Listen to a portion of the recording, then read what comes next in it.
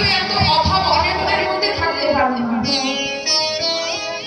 স্ত্রীর কথা যে আমি এত অভাব অনটনের মধ্যে থাকতে পারবো না, তুমি যেখান থেকে পারো আমার জন্য অর্থ নিয়ে আসো। আমি রাজরানীর মতো থাকতে চাই। তো বাবা স্ত্রীর আমার কথা শুনে সে অজামিল কি করলো, সে সমাজের মধ্যে তো যেতে পারছে, কারণ সমাজের কেউ আর কোনো কাজে তাকে নেবে না। তাই অজামিল কি করলো, পাশের গ্রাম থেকে একটু একটু করে চুরি করা শুরু করলো। এই যে চুরি করতে এভাবে দিনের পরে দিন যেতে বউ খুশি, চুরির টাকা তো বাবা কোনো পরিশ্রম করে আসতে হয় না, নিয়ে আসতে হয় না। এখন অজামিল চুরি করে বাড়িতে তার স্ত্রীকে এনে দেয়, বউ খুশি। এভাবে দিন যেতে থাকতে তাদের একটার পর একটা সন্তান হয় বাবা। এই যে সন্তান হতে 9টি সন্তান হয়ে যায়। আর এই চুরি করার অভ্যাস যদি কারো কাছে একবার ঢুকে যায় বাবা, এটা কি সহজে বের হয় না। দিনের পর দিন যায়, অজামিল চোর থেকে আস্তে আস্তে ডাকাতে পরিণত হয়ে যায়। এত নাম করা ডাকাত যে আশেপাশে এলাকায় তাদের অজামিলের নাম একদম খ্যাত। আমরা বাচ্চাকে বাবা ভূতের ভয় দেখায়, সে আশেপাশের গ্রামে মায়েরা কি করতো, বাচ্চারা যদি খাবার না খেত বলতো কি জানে, তাদের খেয়ে নেয়, নাহলে কিন্তু অজামিল ডাকাত চলে আসে। মানে এত ভয়ঙ্কর ব্যক্তি হয়ে গিয়েছে। হয়েছে কি, সে অজামিল ডাকাতের বাড়ি দিনের পরে দিন যেতে থাকছে। এমন সময় কৈলাস থেকে একদল সাধু বাবাদের দল আসছে সেই গ্রামের পথে। সে পথ দিয়ে হেঁটে যাচ্ছে। যখন হেঁটে যাচ্ছে, একটা ছোট বাচ্চাকে দেখে বলছে, বাবা আশেপাশে কোনো কি ভক্তের বাড়ি আছে? যদি থাকে আমাকে একটু বলে দাও, আমরা আজকে সবাই মিলে সেই ভক্তের বাড়িতে মিশে যাপন করতে চাই। তো গ্রামের কিছু হাজির নারীরা ছোট বাচ্চা থাকে না, দুষ্ট, মানে বলবে না একটা করবে আরেকটা। তো সেরকমই একটি বাচ্চার কবলে তারা পড়েছে। সে বাচ্চাটাকে যখন বলেছে যে ভক্তের বাড়ি দেখিয়ে দাও, সে বাচ্চাটা কি করেছে, সে সাধু বাবাদের বলেছে, ওই যে অদূরে একটি বন দেখতে পাচ্ছে, সেই বনের মাঝে অজামিল ভক্তের বাড়ি আছে, আপনারা সেখানে গেলে মিশে যাপন করতে পারবেন। বাবা সাধু বাবা তো আর জানে না সে অজামিল ভক্ত নয়, অজামিল নাম করা ডাকাত, যে হরিনাম শুনতে অবধি পারে না। কি হলো, যখন সাধু বাবারা সে অজামিলের বাড়িতে গেলে, গৃহে তার স্ত্রী ছিল। স্ত্রী বের হয়ে এসে বলছে, একি আপনারা এখানে কেন? ওই যে একটি ছোট বাচ্চা দেখিয়ে দিল যে এটা অজামিল ভক্তের বাড়ি, কি করেছেন আপনারা? এটা কোনো অজামিল ভক্তের বাড়ি না, এটা অজামিল ডাকাতের বাড়ি। এখনই যদি অজামিল মানে আমার স্বামী এসে যায়, আপনাদের দূর করে দাঁড়িয়ে দেবে, আপনারা এখনই চলে যান। সেই সাধু বাবারা তো সাধুর থেকে অভুক্ত ছিল। সে অজামিলের স্ত্রীকে ডেকে বলল, মা গো, অনেক দূরের রাস্তা এসেছি মা, আবার 3-4 দিন থেকে অভুক্ত আছে, মা একটু কিছু খেতে দেবে মা? অজামিলের স্ত্রী বলল যে, বাবা আমি আপনাকে কি খেতে দেব? আমার ঘরে যত অর্থ সম্পদ, যত খাবার, এগুলো যে সব অন্যায় অত্যাচারের সম্পদ। কি বাবা, ডাকাতি কি কোনো ভালো কাজ? আমার ঘরে যত সম্পদ রয়েছে সবগুলো সাধু মহন্তদেরকে এগুলো কিভাবে খেতে দিই? তবে হ্যাঁ বাবা, শুনেছি শুকনা খাবারে নাকি পাপ থাকে না। আমার ঘরে অনেক আটা আছে, ওই আটাগুলো আমি আপনাদের দিচ্ছি। সে অর্ডার আমার বাড়িতে নয়, আমার বাড়ির সামনে বসে আপনার এই আটাটা রন্ধন করে প্রসাদ পান। যখন আটা দিলে বাবাজিরা কি করলে, সে আটা রন্ধন করে গোবিন্দকে প্রসাদ দিয়ে নিজে প্রসাদ পাচ্ছে, আর বদনে কৃষ্ণ নাম করছে। কিভাবে? কৃষ্ণ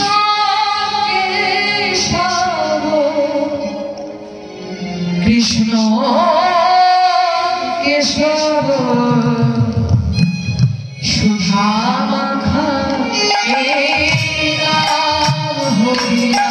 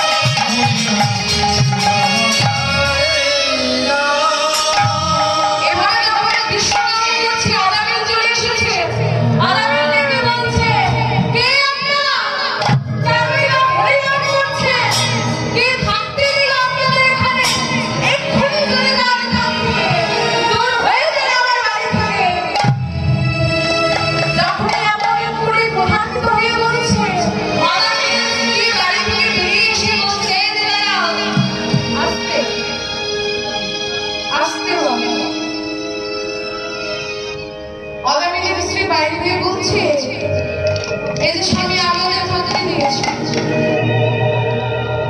কি মায়া বাবারা বাইরে যতই গরম হোক না কেন বাড়ির মধ্যে আসলে কিছু ঠান্ডা কি তাই তো মায়েদের কাছে কিন্তু সবাই খায় না তো যখন আমি স্ত্রী বলেছে আস্তে আস্তে আমি কাউকে দিয়েছি কোনো সমস্যা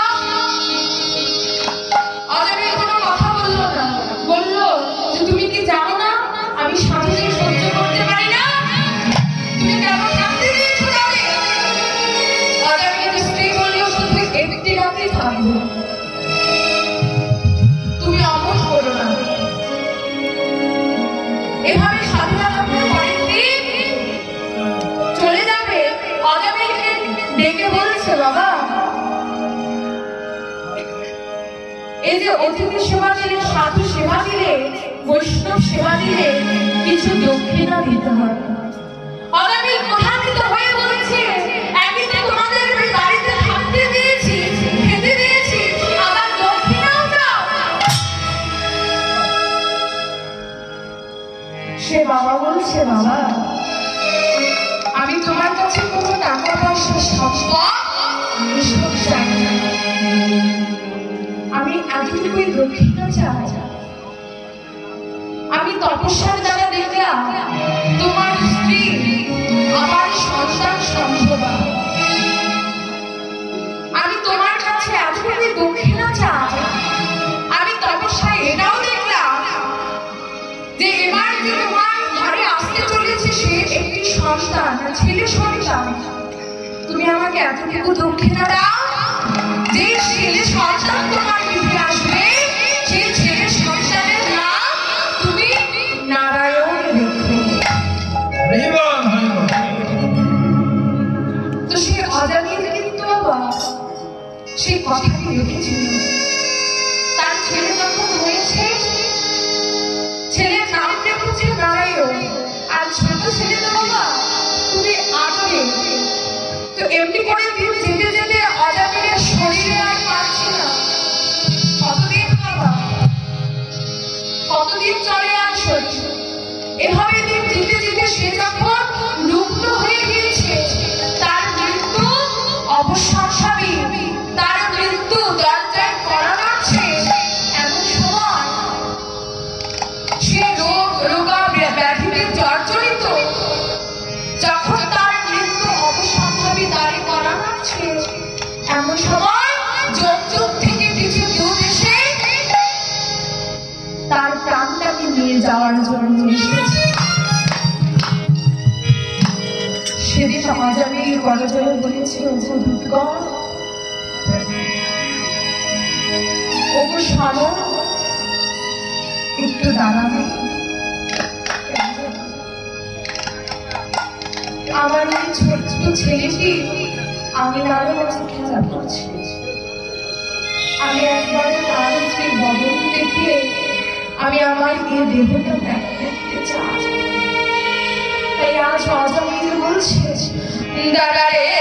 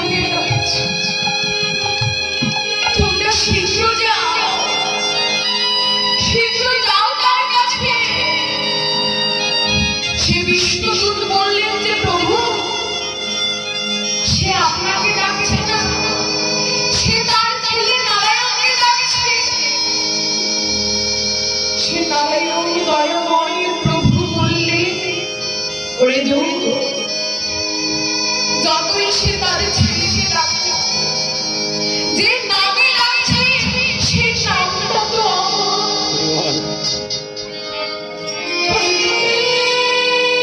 যে আকুল ভাবে আমাকে ডাকছে, তার আকুলতার মাঝে যে আমি আমার স্থানে আর থাকতে পারছি না।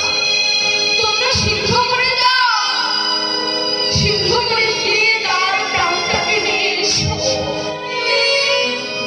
যখন বিষ্ণুদূত চলে গেলে সময়ের সামনে উপস্থিত, আজ অজামিলের প্রাণটা নিয়ে আমি নেওয়ার জন্য সমন এক সাইডে দাঁড়িয়ে, এক পাশে দাঁড়িয়ে, আরেক পাশে বিষ্ণুদূত দাঁড়িয়ে। যখন বিষ্ণুদূতকে দেখলেন, সমন বলছে তোমরা এলে কেন? বিষ্ণুদূত হেসে বলছে, ওরে সমন, আমরা জানি এই অজামিল সারাটা জন্ম ধরে অন্যায় অত্যাচারের পাপাচারে পাপের কাজে লিপ্ত ছিল, কিন্তু এই শেষ মুহূর্তে নারায়ণ বলে যে আকুল প্রাণী একেবারে দেখেছি, সেই ডাক শুনে গোলকে বসে থাকা প্রভু আর থাকতে পারলেন না। কেন? সে যে ভক্তের অধীন ভগবান। ভক্ত যদি একবার আকুল প্রাণে তাকে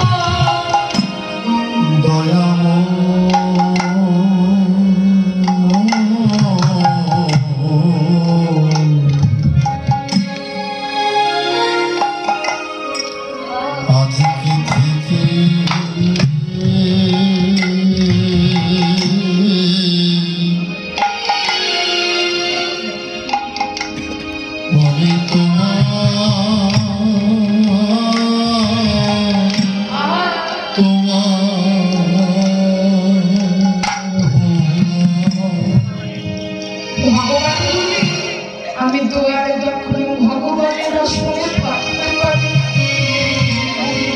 কি করে যাব? আমি ঝুলে যাই সেই ভক্তের কাছে, ভক্তের কাছে গিয়ে ভক্তকে হৃদয় মাঝে কি বলি জানো? বলি আজ থেকে আমি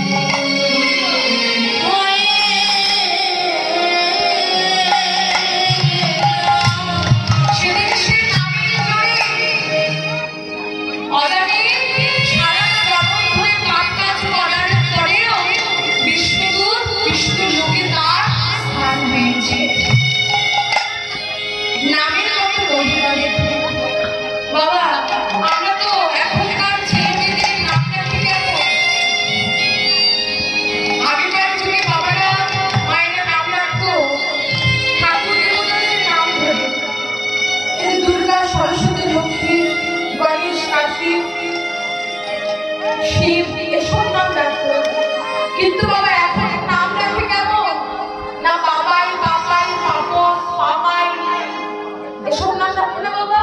দিন যত যাচ্ছে বাবা আমরা তত ডিজিটাল হচ্ছি, আর ডিজিটাল হতে গিয়ে আমাদের স্বরটাই আমরা ভুলে যাচ্ছি। এই যে আমরা ডাকি কি পাপাই, কি বলি পাপাই, আমরা নিজেই ডাকছি যে পা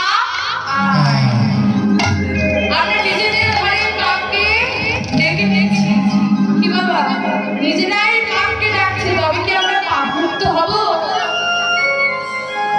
হব না। তাই এক পায়ে সঙ্গে থাকতে